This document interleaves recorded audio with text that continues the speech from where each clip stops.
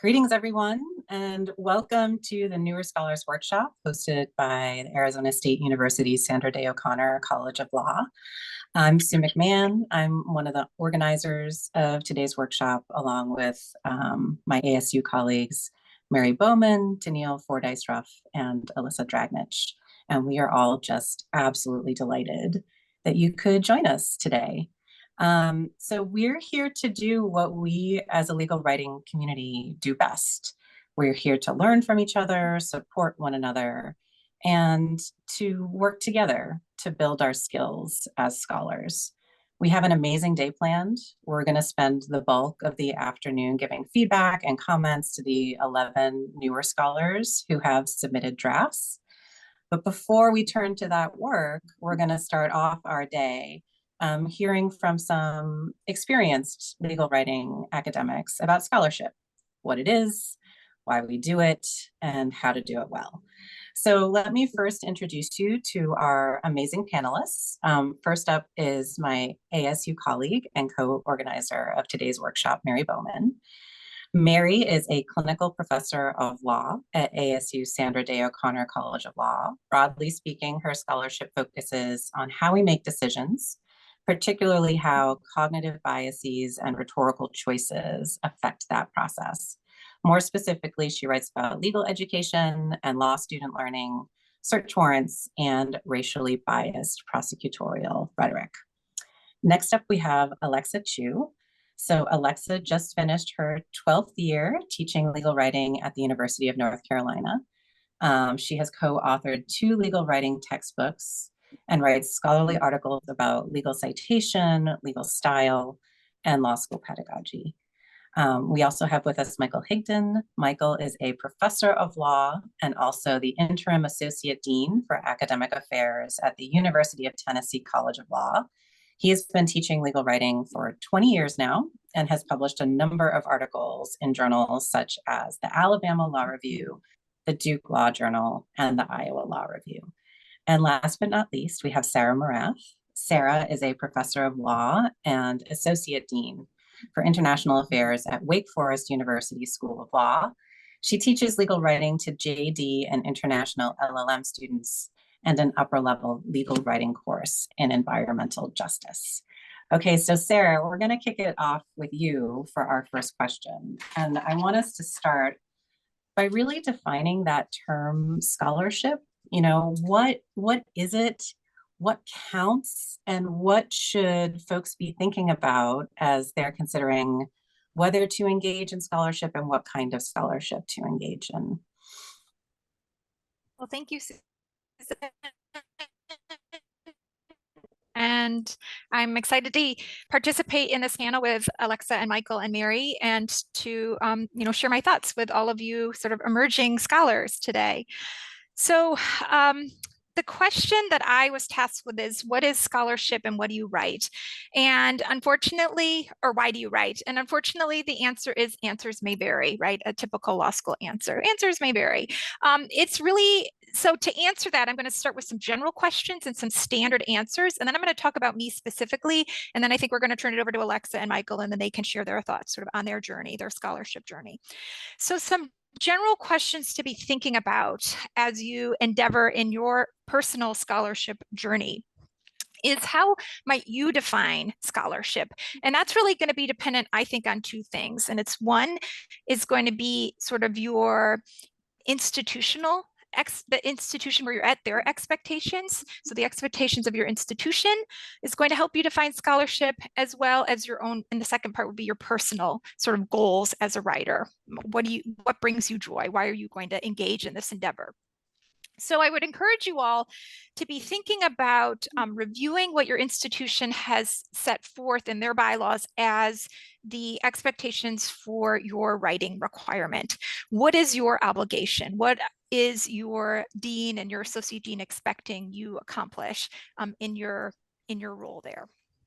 Also be thinking about whether you might get compensated for or paid for your scholarship efforts. It takes a lot of time and energy, and that's something to also be considering before you engage in your developing your scholarly agenda.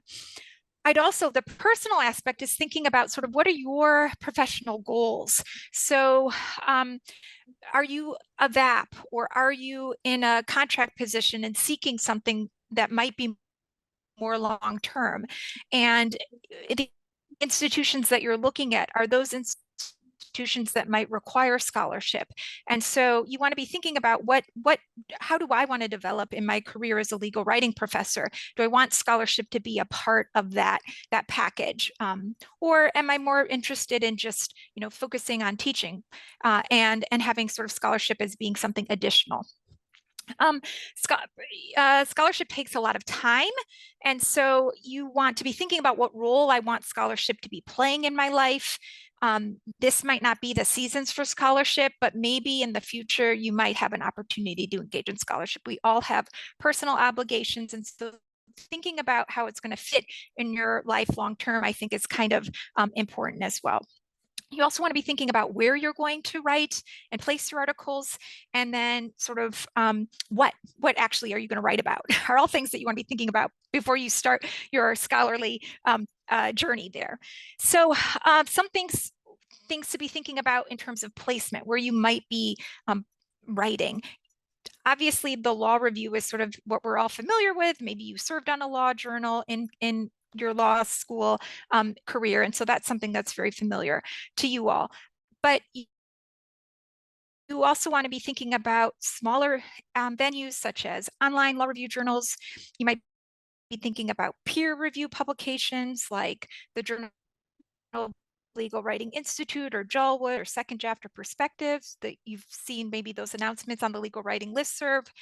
You want to be thinking about monographs maybe, or textbooks, ABA and state bar publications, op-eds and essays. And again, all of those are scholarship in my mind. I take a very broad view of scholarship, but you'd want to make sure that that aligns with those professional. This is something that I want to, spend a lot of time working on.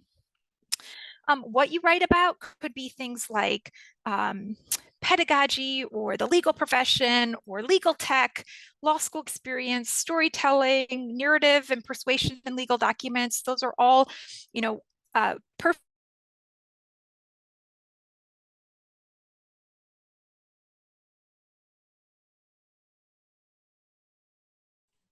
avenues for perfect area for us to be explore myself and kind of the places where I've sent my scholarship. And then I'll turn it over to Alexa and Michael.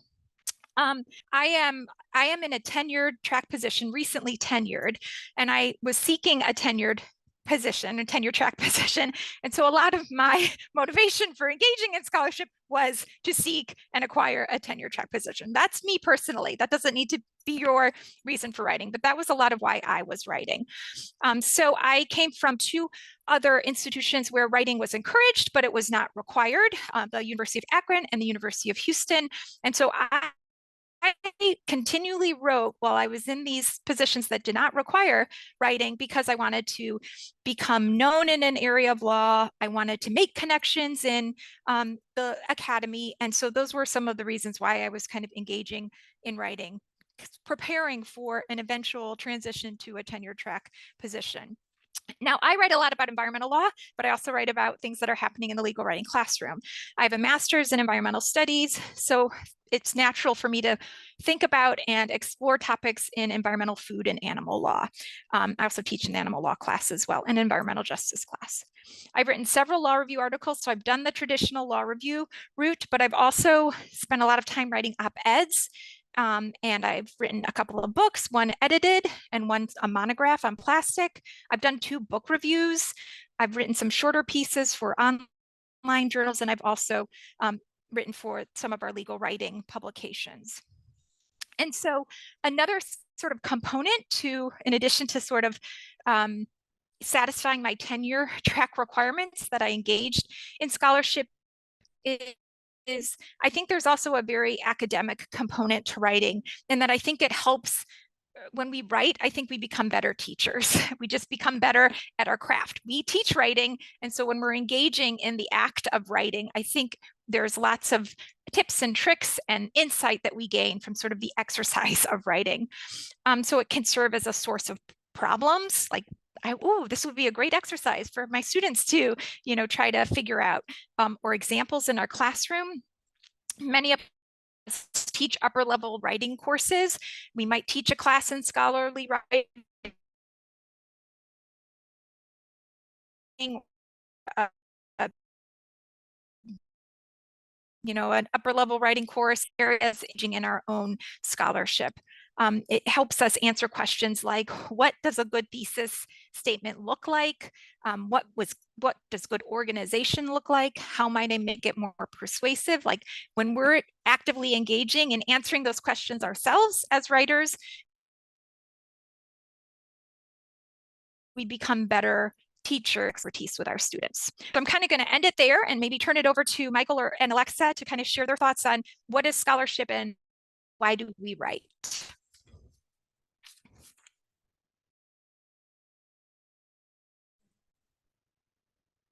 I guess I can jump in. Alexa, you were unmuting, so you feel free to go. I think we were all unmuting at the same time. You can go, you can go.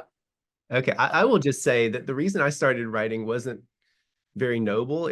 I was in a position where I was a contract faculty and there were disparities in status, and they were always justified as, well, the tenure track faculty write, and so I sort of had just internalized as like, wow, that must be this really impossible thing that they're doing. And thank God they get all that much more money than me to make up for the pain that they go through. And so at one point I thought, well, I'll just try it. And it really wasn't that hard, right? So it demystified a lot for that. And I'll be honest, I think I did it like that for a few years, just thinking, well, I'll show you that this thing that I can do it too. And then I actually came to love it. But I love it only because, well, one reason Sarah said, I do think it makes me a better teacher. I like writing about the things I teach. Those things that I teach where I'm like, that's interesting or that's weird. Delving into it makes me teach it better. But I also just find it cathartic, to like really spend this time doing it. I love that as academics, we have this ready-made platform of law reviews that will publish the stuff that we write. I mean, a lot of people don't have that, right? I don't know how many people read the stuff I write. I imagine it's not many. I think even my mom lies when she says she read my latest article, right? But it feels good to me to know that I did that and that is out there. So those are sort of some of my reasons I do it and some of the reasons I keep going. But Alexa, go ahead. Yeah, sure. So I am not in a tenure track position, and haven't been, and for personal reasons, I'm pretty committed to staying where I am, at least for the next few years. And so I haven't ever thought about, or not that I've thought about it, but I don't generally write because I'm planning for a move. So in that sense, it's I would say my kind of journey is pretty different from Sarah's and Michael's in that respect. But I definitely started writing in part for some of the reasons that Michael said. My law school now compensates the non-tenure track folks for writing scholarly pieces at the same kind of bonus summer money as the tenure and tenure track faculty. So we have parity there. We have access to research assistants and the library assistants and all of these things that when I first started at UNC we didn't have, but it took a few years of people actually like writing and doing the work and showing like, hey, look, I'm publishing books, I'm publishing law review articles, we're recruiting new professors and they want to do these things. And so that was kind of that for me. Some of those like early years were about, to some extent, maybe like proving myself or something, but also just like, there's stuff that other people on my faculty who are like not actually any smarter than me are getting, and like I want it too. And my colleagues who are with me or we're going to hire in the future, like they should all have access as well. And so, those are all kind of external to like, why am I personally writing and what am I writing about? So because I'm not in a tenure track position, and my writing is encouraged, but there's no expectation. It's not a part of my promotion or contract renewal process. It counts as service at my law school. And I have like plenty of other service. I don't need publications for that, but it does give me a fair amount of freedom to just write about whatever I want to write about, and also to publish in whatever venues I want to publish in. So my first few articles, I I published in traditional law reviews. And then after that, I was like, I really want to experience working with my peers in the legal writing community. And so the last maybe four big things that I've published have been in like specialty legal writing journals where I've gotten to work with editors who are my legal writing colleagues who do what I do in the classroom and have that same kind of expertise in the subject area. And that's been it's been different and fun. And it's been a great way also to connect with people I don't know as well. And, Sarah mentioned this idea of like using scholarship to make connections. And I have really found that to be true in a way that just focusing on my teaching has not. Our conferences in the legal writing field are pretty teaching focused. And so I think there are always opportunities to talk about teaching and learn about teaching and really connect about teaching. But I find that that's a little bit harder outside of the conference venue, where scholarship, like once you get into kind of like a scholarly relationship with somebody, either that's about subject matter or somebody you like to read each other's papers or, bounce ideas off of each other, that's a kind of thing that goes on all year. And then, to some of also what Michael and Sarah said, it's really like we all get better at what we're doing through that kind of process of writing and having to, really focus our thoughts and get them into those formats that we need for publication.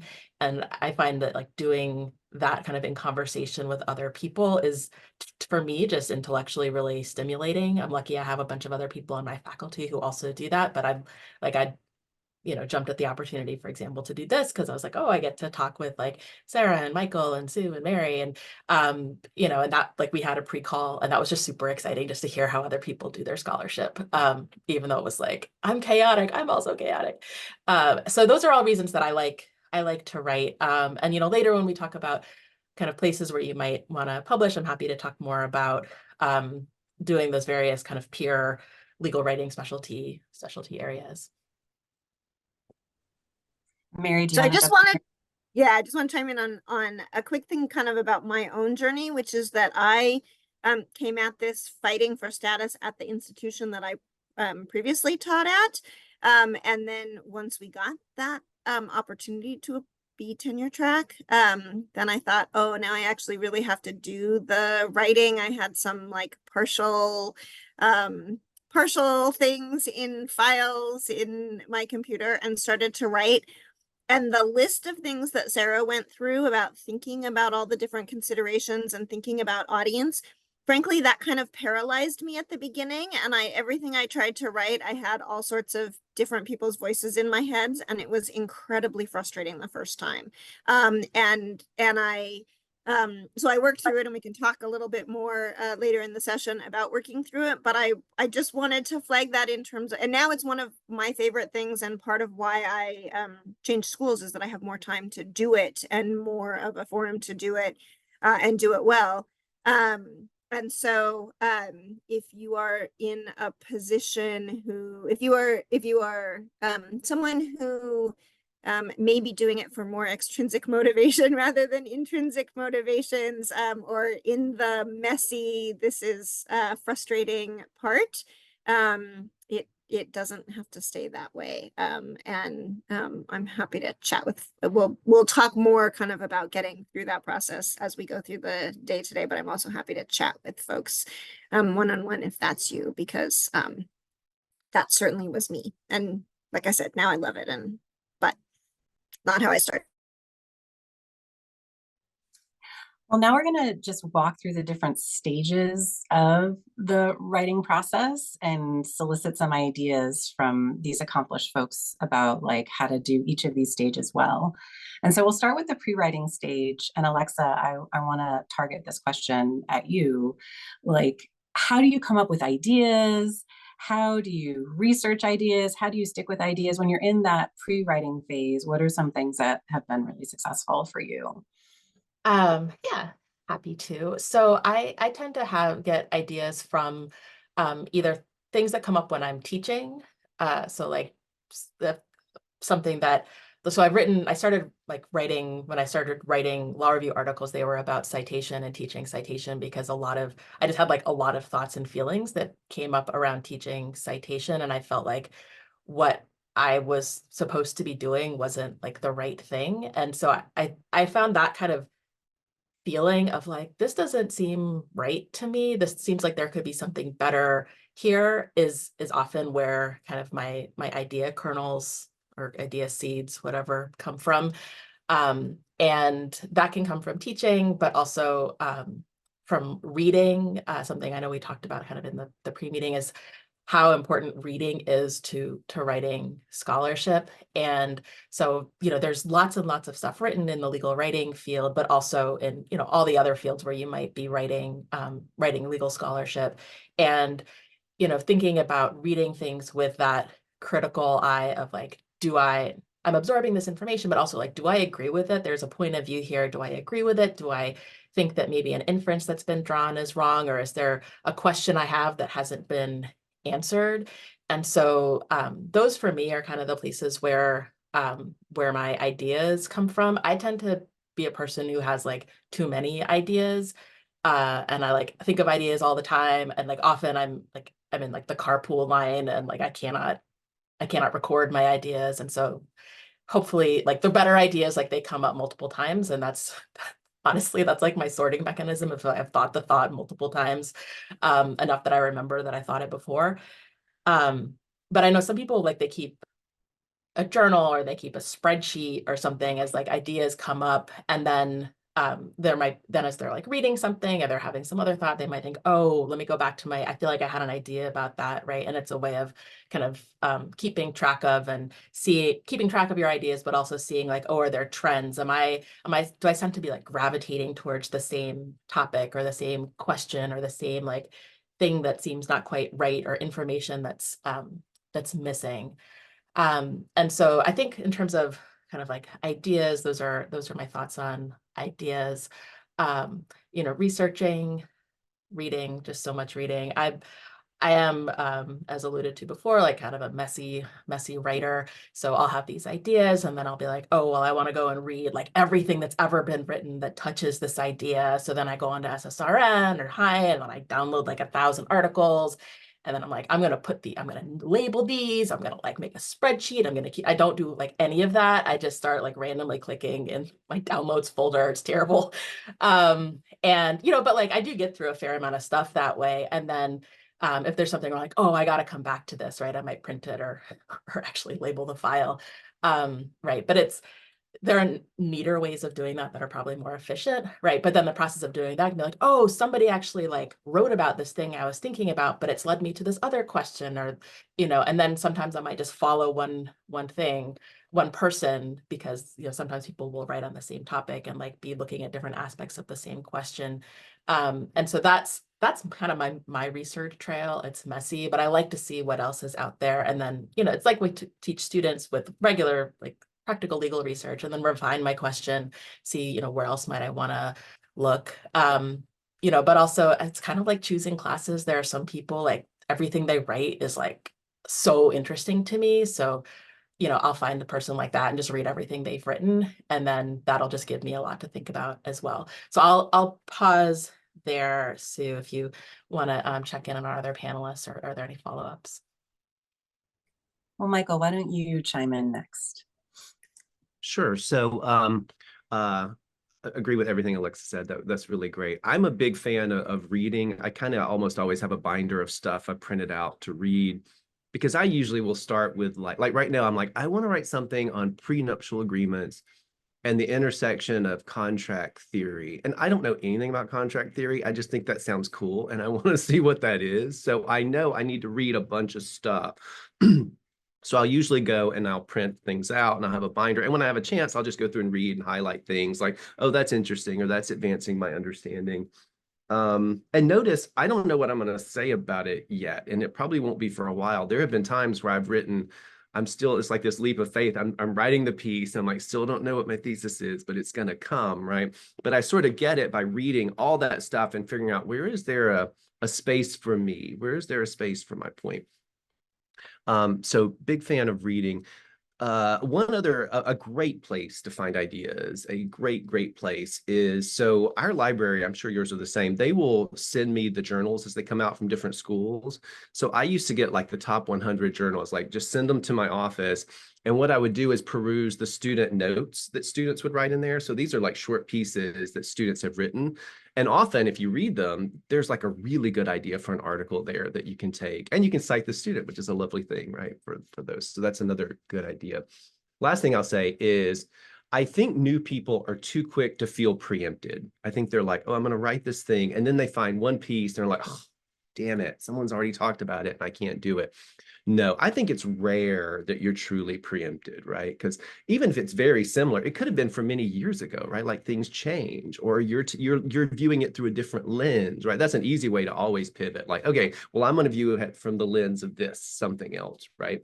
Or you're just going to say it different. I don't know that preemption really exists anymore, unless like 6 months ago, someone wrote the exact same piece that you want to write, but that's just rarely the case. So there've been many times where I read something and I'm like, darn it, can't write that. But almost always I put it aside for a couple of days and come back and read it again. I'm like, oh wait, my piece is a little bit different there.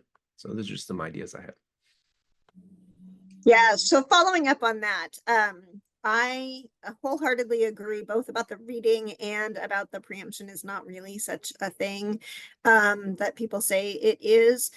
So one of the things that got me out of the sort of paralyzing trying to approach scholarship because I felt like I had to rather than because I wanted to, was the idea of scholarship as joining a scholarly conversation. And so it's not that you have to have all the answers. It's not that you have to say all the things there is to say about a particular topic or area or all of those things. That what you want is to contribute to the body of scholarship in a particular area and add something to it. And so that idea of, so like Michael, like my process is a little bit of a combination of Alexa and Michael in terms of lots of reading, lots of note taking, seeing how things evolve, seeing how my thinking evolves, often not coming in with a thesis, but seeing what is out there, what other people have said, where that sort of train of thought takes me in a messy process, which we'll talk more about in a minute too. But that idea of figuring out how I can make a contribution and what's my perspective that adds something. And then just on the idea generation thing, some of my early pieces, my interest in search warrants, for example, but also my interest in prosecutorial rhetoric, came out of cases that I was teaching in the legal advocacy class, which we used at Seattle U. We used cases that were pending in the Washington State Court of Appeals to use real records to generate our legal advocacy problems. And there were certain topics related to search warrants and also to prosecutorial misconduct that kept coming up because lawyers were doing things that were problematic. And then the courts were doing things that I thought were problematic in terms of how they were analyzing things. So that idea of something feels wrong here can be coming from the scholarship, or what we teach, or sources that we get our legal writing problems from. And then the other thing about idea generation is that every time I've started to write in a particular area, I've started with one slice, and sometimes what I write is actually that slice, and sometimes I write a different slice, but it keeps morphing. And so things that I think are individual projects almost always turn into multi-stage projects. The current stuff I'm doing on racially biased prosecutorial rhetoric, I thought was a little carve-out piece of a piece that was on many other general types of prosecutorial misconduct. And I carved that off and said, let me think about that context a little bit more. And I've written 2 of those pieces, and I have about 4 more of those in the works, because I think there's a lot to say that the deeper I have gotten into it. And so finding something that interests you, finding something that you have an instinct that something is wrong about or missing, and then following the trail from there. Sarah, do you have anything to add? I do. I'm sorry. I know we're running a little short on our time here, but I want to just echo what some folks have already stated about this fear that you've been preempted. And so one suggestion for my students when they're writing their scholarly articles, I say your thesis can just be, this article adds to the discussion by, right? You're adding to the discussion. That can be your thesis. I'm adding to the discussion in this way. Your article can also say, this article does not address this. It's too big. I don't have time to talk about it. So you that up front, like, relieves a lot of stress and anxiety, I think, about people who think I need for it all. It doesn't address that. I recognize it's a this and it adds the discussion in this way. I think that kind of helps. That's a little bit of the writing, but it is still writing when you're thinking about what's my thesis going to be. I would add, you can use, if your law school allows you to hire RAs, your RAs are excellent for the pre-writing stage because they can go and read those articles that you've downloaded and summarize them for you. And you can then go back and read the summaries and say, that's something that I want to spend a little more time on. So I sometimes use my RAs and sometimes don't, but if I know some people use them very effectively, but sort of summarizing the literature review is a great way to use your RAs, I think. Idea generation, I tend to write about very timely environmental, food, animal law kinds of topics, and this is where I show my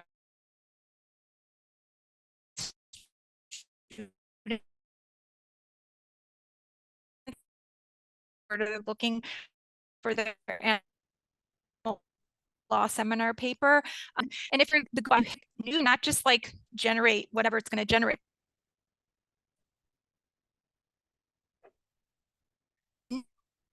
News, you'll get articles to, oh, this is really, oh, I'm sorry, I just out a little bit, so, but you're back, so go ahead. okay, sorry. I'm getting too excited and I'm throwing my Zoom off whack. Sorry about that.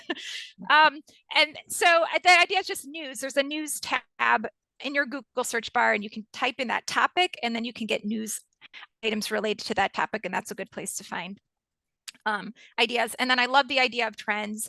And right now my trend is looking at Attorney General's role in environmental protection, because I'm seeing a lot of Attorney General action towards climate change, Attorney General action towards recycling and plastic pollution.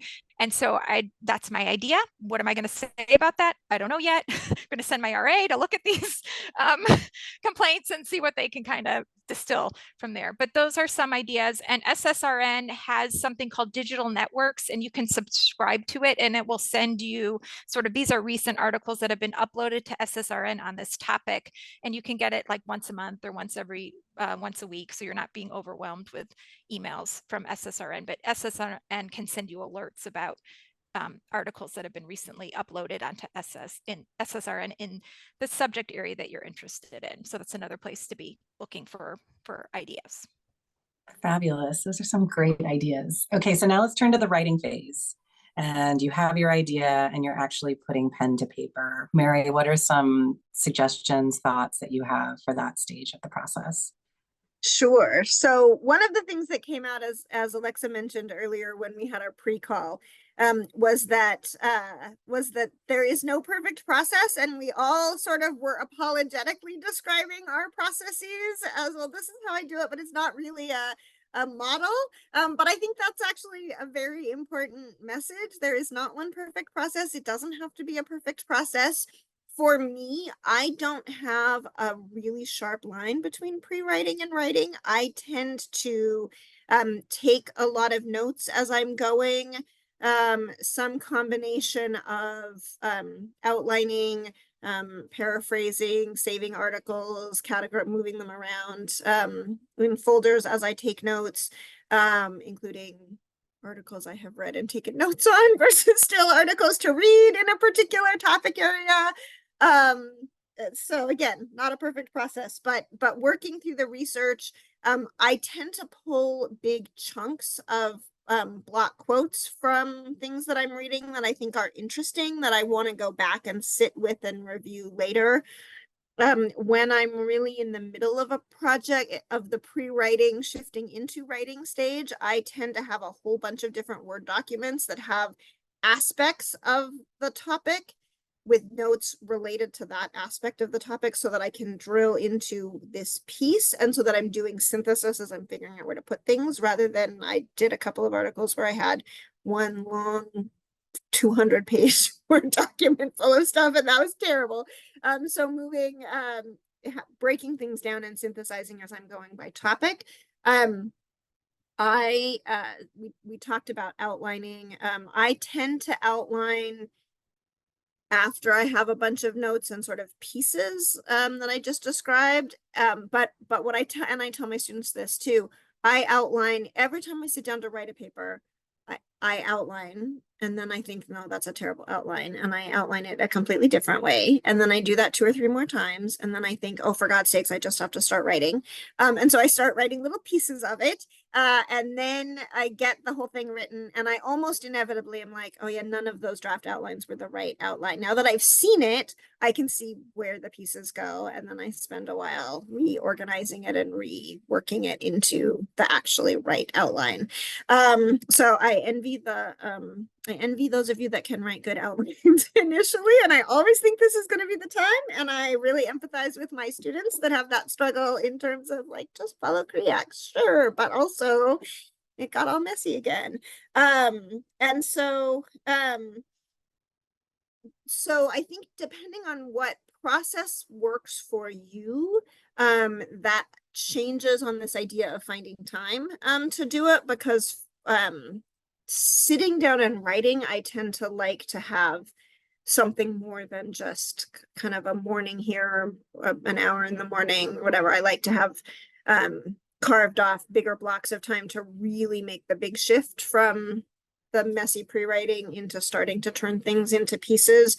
But I do as much as I can, right? Those big blocks of time are hard to find. So I do as much as I can in the pre-writing and massaging things, or writing this little piece and this little piece. And then I can really drill in bigger.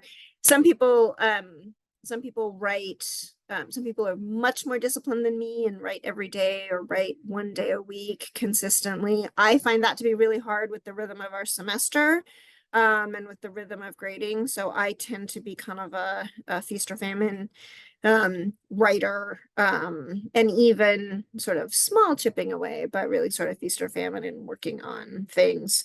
And so again, not one right way. And then the other sort of topic is this idea of feedback and getting feedback, finding the right time for feedback. And sometimes it's earlier in the process than a full draft when I'm stuck. The last piece I wrote, I really wrote the same first 5 pages several times, and then did a newer scholarship, an Allwood Scholarship Forum workshop where I talked through and got unblocked from what was getting in the way. And then I wrote the whole thing in 2 weeks at the end of the semester when I had a block of time. At other times, getting feedback later in the process when so that people don't have to read my very messy wandering around outline keeps shifting versions of drafts. So finding people you can talk to get feedback, finding and variation in process, and not sort of one size fits all, even for the same person writing different kinds of pieces.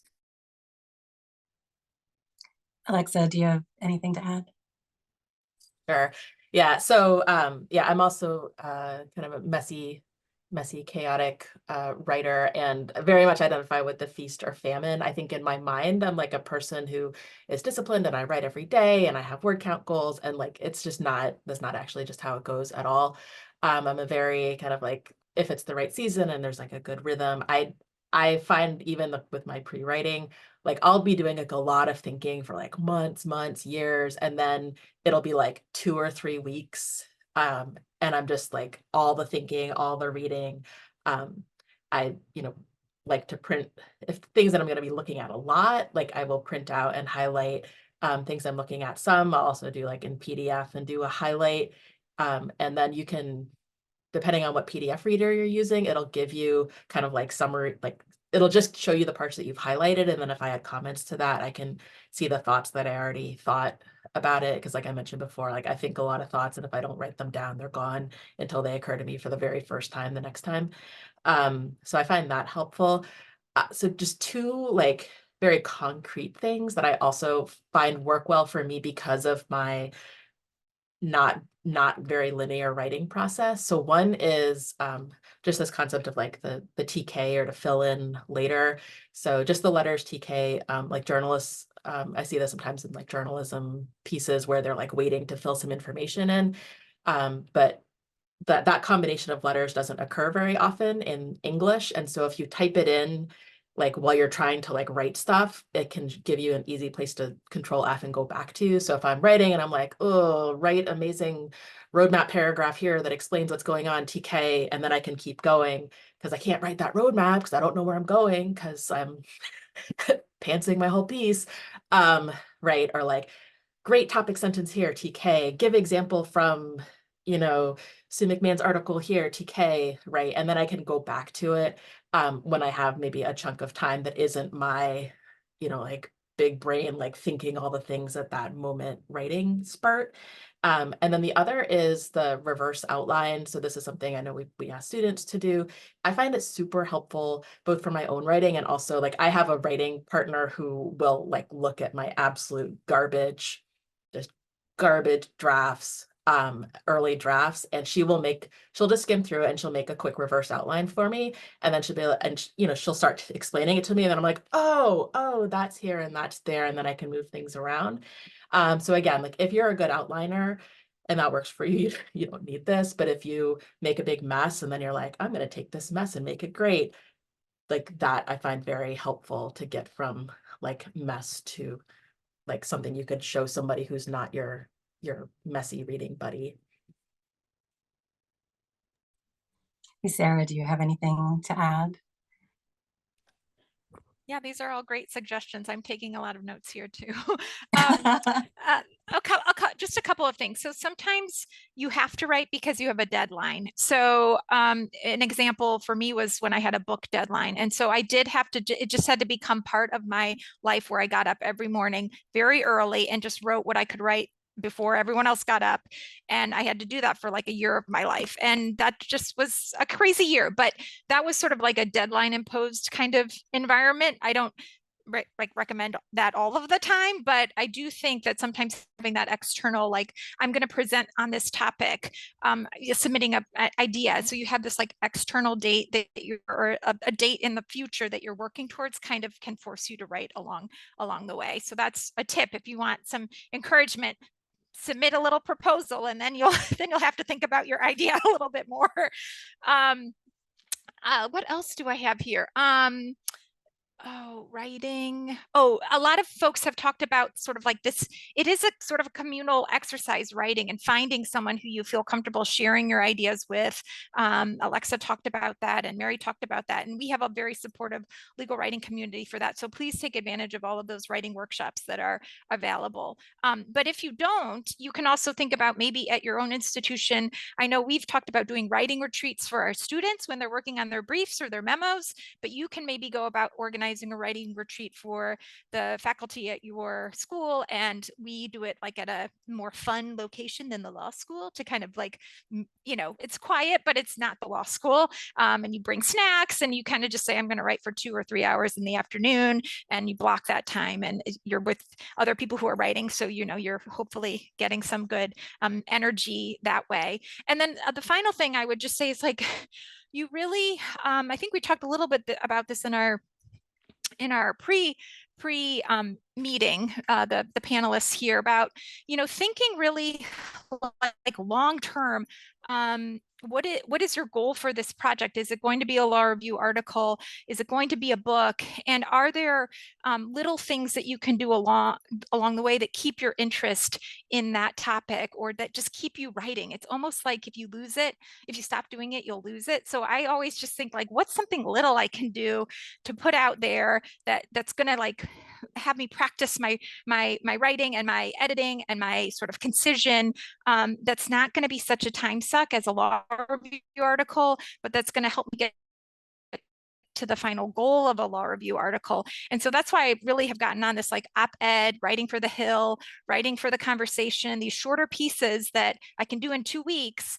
They're 1,000 to 800 words, and then that keeps my name out there. It keeps me interested in the idea. It keeps me on top of the research.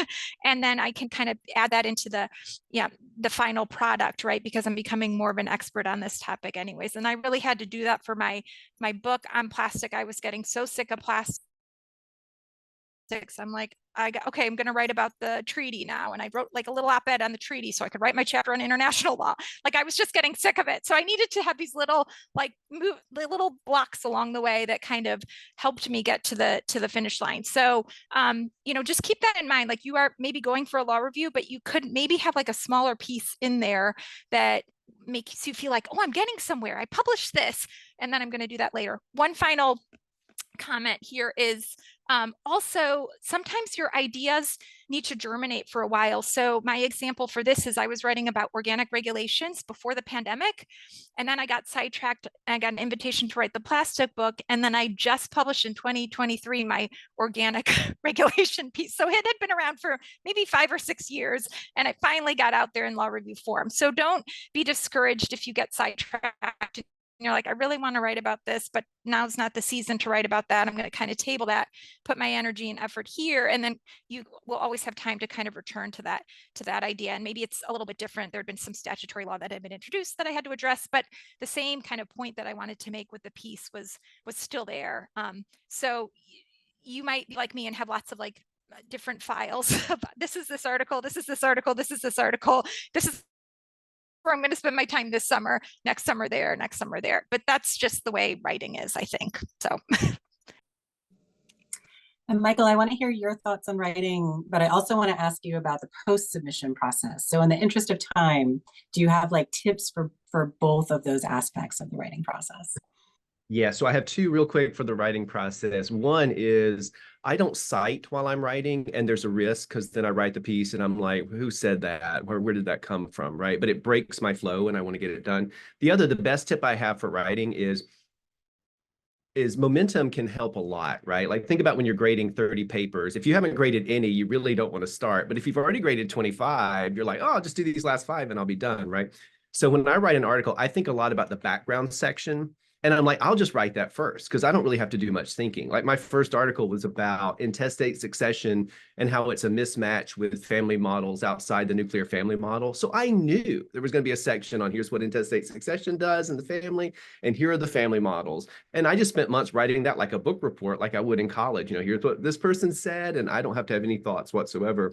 When I finished that, I'm like, I have 20 pages already. Now let me just slap 6 pages of my thoughts and I'll be done with this thing. And that's kind of how it feels. But yeah, let me move on to post writing, as Susan mentioned. So this is what you do after you write it. And this, I like talking about this because I don't think a lot of people talk about this. And I think a lot of legal writing people don't get mentoring on this because people don't know what it is we do and they just leave you to your own devices. So let me start with the goal for everything. You should ask what your goal is. If your goal is just to see your name in print, it doesn't matter. Now, I would say probably aim a little bit higher than that because your goals could change, right? If your goal is anything else, like getting a certain job, getting tenure, it's going to matter where you place this piece. Okay, a lot of people are not going to read your pieces, but they are going to read your resume and they're going to judge the piece on where it placed. Is that smart? No, it's stupid, but that is the world that we live in. And where it gets placed is not meritocratic at all, but people act like it is. So I really like saying, like, don't fall into that nonsense. But so I'm just going to talk a little about things you can do to sort of maximize where it gets placed, if that's important to you. It was important to me in the career path that I took, but it may not be to you. But it's rare that's not going to help you. So I would say if you're thinking, I don't care, think long and hard about that. So when to send it out. I know people who are like, you know what, this is like kind of a pitch of an idea. I'll see what law review wants it. No. if you are new, or you are at a school that's not fancy, or you don't have a fancy title, it needs to be perfect. It needs to look ready to print when you send it out. And I do it that way at this point. Every citation's done. Eugene Volokh, if you Google Eugene Volokh template, you'll find this template that'll put it in law review format. And that's really important to me. I want them to open it up and be like, oh, this is ready to go, right? This looks really good. So I would make sure it's really good. I would make sure some people have seen it. I would make sure some people have seen it whose names are kind of impressive, and I would thank them in the first footnote so that the law review editor is like, oh, that person read this piece, right? If it sounds like I'm talking about marketing, I am. This is a marketing exercise at this point. And a lot of people are uncomfortable with that, and I get it. But I think that's sort of the reality of it. So I make sure it looks really, really good at that point. It should have an abstract, and the abstract should be compelling. It should have a cover letter, and the cover letter should be compelling and should include these things.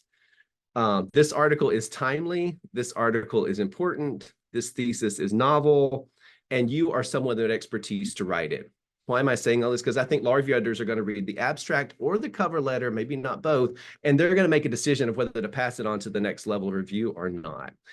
Please let me pause and say, I'm largely talking about general law reviews. I'm not talking about our wonderful legal writing journals that I have not published in as much, because I think those are much harder to do. It's much easier just to, here's what the Supreme Court said and it's crap, and get that published somewhere in a general journal. But if you're doing that, so in terms of expertise in the cover letter, all you have to do is, I've taught this before, right? Yeah, I've taught for many years. I've written about this before. How it's timely. I usually like to start with something in the news that's arguably related to what I'm talking about, right? To make it at that point. And I'm happy to send samples of all this stuff to anybody. Why it's important, you know, we could all come up with these interesting things to write about, but is that really affecting anything? We sort of have to say they are. And then why it's novel. In every one of my cover letters is a sentence that says, this is the first article to. And I feel gross writing it, but I think it's important. And it's also powerful for you to try to figure out what it is that you're doing, especially if you're worried about preemption. So I would make sure you have those things. And honestly, at the time I send it out, those are more important to me than the article itself, because I really think that's what's going to get my foot in the door. So when to send it out? Again, I'm talking about general law reviews. There's 2 submission seasons. There's August and the first half of September. And then there's February and the first half of March. The August season is kind of dead now. There's only like maybe 1 or 2 spots there. And if they've published anything close to what you've written, they're not going to accept your piece. So most people I know don't submit anymore at that time, or they do it just thinking like, if I don't get what I like, I'll just pull it and submit in the spring. Spring is better. Law reviews have turned over.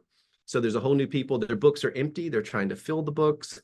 The problem is you're dealing with law review editors who are brand new to their job, and they're looking for the most perfect piece out there. And so they usually start off like, no, this is not good enough. And then they realize like, oh, this is pretty good in the world of what we're looking at here. And so they start doing that. Other things we've talked about you can do to promote your piece. You can put it on SSRN if you want to, and you can start to get downloads and all of those things. There's people here at my school who put it on SSRN, and then they promote the heck out of it to get the download count up, and then they mention it in the cover letter. Feels a little gross, but honestly, a lot of what I'm talking about here feels kind of gross in that context. One thing I do is I'll write the piece and I'll send it to blogs that write in my area, and I'm like, hey, I just recently published this piece. If you want to mention it, that would be great. And then I can tell law review editors like, hey, it's been featured on these blogs. And they don't know that I said, hey, please put this article on your blog. That'd be great, right? And so that helps to make it look good. Let's see. Yeah, so I do think promoting the piece is good.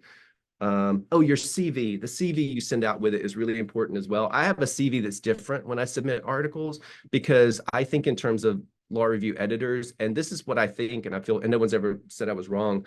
I think student editors are a little insecure about what they're doing. So they're looking for things to justify the decision. They're looking for things where they can say, well, of course I accepted this piece because of X, right? So I want to give them those things. So the biggest thing you can do, and this may not apply to you, is past publications, right? So like my CV now, if I send out an article, very first page, past publications, it's right there. Normally I wouldn't do that. Also there, I put where I got my JD later on because it should be impressive. It's UNLV, which is an amazing school, but in terms of law review editors, that doesn't speak to them the way Harvard or Yale or those types of things do. So I would say, think about what you have going for you that speaks very highly and put that early on the CV, because they're going to look to see, is this someone whose work we can trust to do.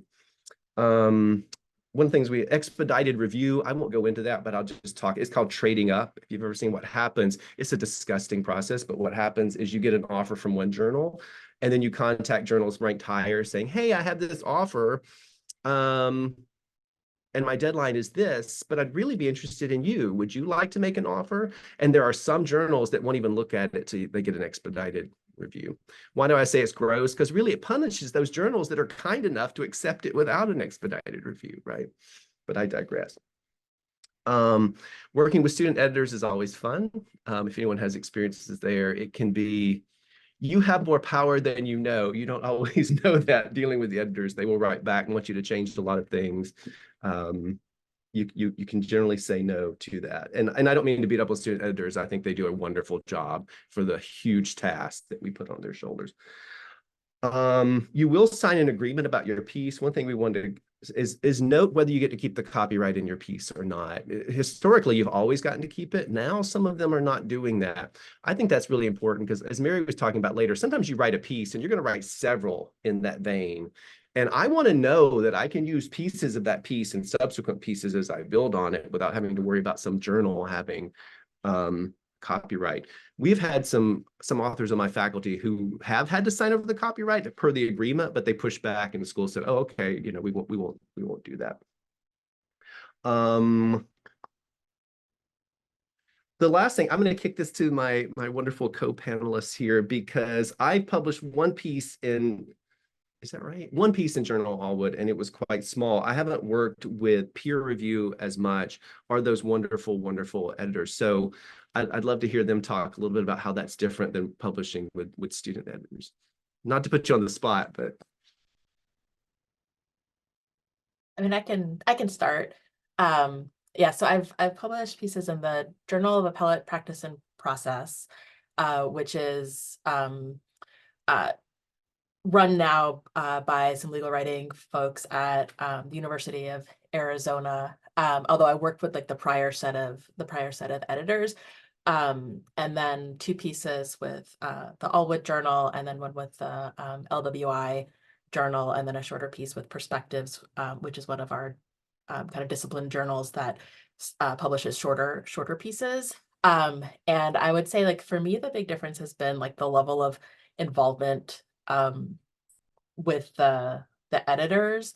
So for some of those pieces, not all of them, but for some of them, like the amount of like substantive conversation that I was having was really pretty high. So with the Journal of Appellate Practice and Process piece, that was an empirical piece with like a lot of numbers and a lot of tables of data. And the main audience for that is practitioners and judges. And so the editor there, like, we were really focused on, okay, well, how do we present all of this information in ways that fit that audience best? And then she also had, because she had been the editor of that journal for so long, had a lot of helpful substantive questions. We didn't agree with, I had a co-author that we didn't agree on all of it, but it was useful to get like these very particular questions that, I don't think a student editor would have asked. And then the last piece that I published with the Allwood Journal, like I did the thing that Michael said don't do, which is like, I sent like an 80%, like, this is going to be great, guys. It's going to be so good, but it's not all the way there. It was another empirical thing that was like this big, messy empirical study that I was like, it could do this or it could do that. And I'm really hoping that if you choose to publish me, that you'll help me with that. And I got paired with somebody whose writing I really admire, who publishes in that same area, Amy Griffin. And like, I mean, I feel bad that it's like only under my name, because in so many ways it felt like we were getting to like a co-author sort of situation where she was like, no, here's some ways to like adjust the methodology. Here are some different ideas about like places to go. And then, I mean, I I had already rewritten that piece numerous times before I submitted it, but it was like I just started over really after I started working with Amy, and it was still the original piece that I had thought of, but it was so much better and deeper and richer because I had worked with this person who was like really like one of the few other people who writes in that area, and it was like awesome. So much work, way more work than when I work with student editors who are like, I think that you should like adjust the citation, or like we have a fight about whether you're going to capitalize the letter after a colon. Not all journal editors like focus only on those, but I'm like, here are my comments on like your style choices, whatever. And this was like a lot deeper for me, but also like a lot more work. I know there's so much more to say, but we're starting to run short on time. And so I have one final question before we open it up to others to ask questions. So Alexa, this one's for you. What are resources that folks have here in the legal writing community to help them with scholarship? Oh yeah, so we have lots. I mean, there's this workshop you're at right now. There are a good number of these scholarship workshops sort of aimed at different kind of slices of the legal writing community. But there are like, I think that there are always like probably every quarter there's at least one that you could be participating in. And then so as those come through the listserv, I think they're helpful to pay attention to. We have the big LWI conference coming up this summer. I looked, and there is a whole track for building the discipline and scholarship, and that includes something that I've done a few times on both sides, which is speed mentoring, it's exactly what it sounds like. You've got an idea, you've got people who are like mentors, and you have 10 minutes or 5 minutes or whatever where you just talk about your idea with this other person who has experience doing scholarship. So they do have one of those sessions. There's some feedback sessions. But I looked, and there are sessions almost every day that are focused on developing scholarship. And then what did I have written down? Oh yeah, an email went out from Ashley Chase at Stetson that there's another workshop sort of ish series, that not really a workshop, but like a pairing happening this summer with, you can have like a fully baked draft or a half-baked draft, and then get feedback, be paired with somebody who is willing to do feedback on a full draft or a half draft over the summer. But if you just search for her name in the email, that'll come up. And there's David Ziff, who's at the University of Washington. You email him and express your interest. There is a ton of stuff on the websites for LWI and Allwood in terms of resources that get into more detail about the writing process, like what is legal scholarship, and and also some of what Michael was talking about in terms of the submission. But if you Google some of those things, there's like a huge body of articles and essays about like the journal writing and submission process. So I very much appreciate Michael's lens of like, some of this feels really gross. Like, I agree with that. But if it is also kind of is what it is. But those things are out there. I don't know, am I missing anything? And they can email us. We'll Oh, happy. yeah. Yes. There's I'm on the Women in Law AALS section, and there is you can sign up to have a mentor work with you. And actually, the mentee that was assigned to me ended up being a legal writing person, and we had a conversation about her scholarship. So there's also things outside of the legal writing world in just Law Academy generally, with focused on mentorship. So keep an eye out for those things as well.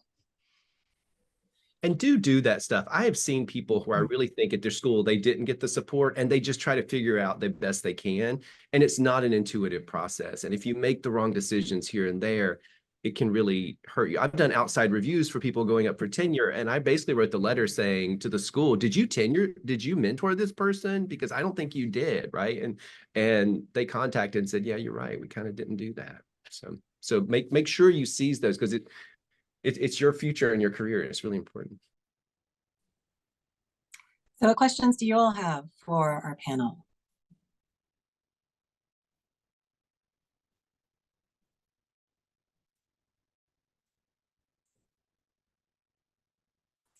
We've got time for one or two. Just raise your hand.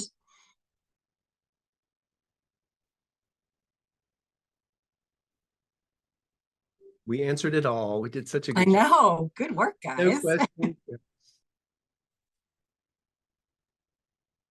Looks like Allison does.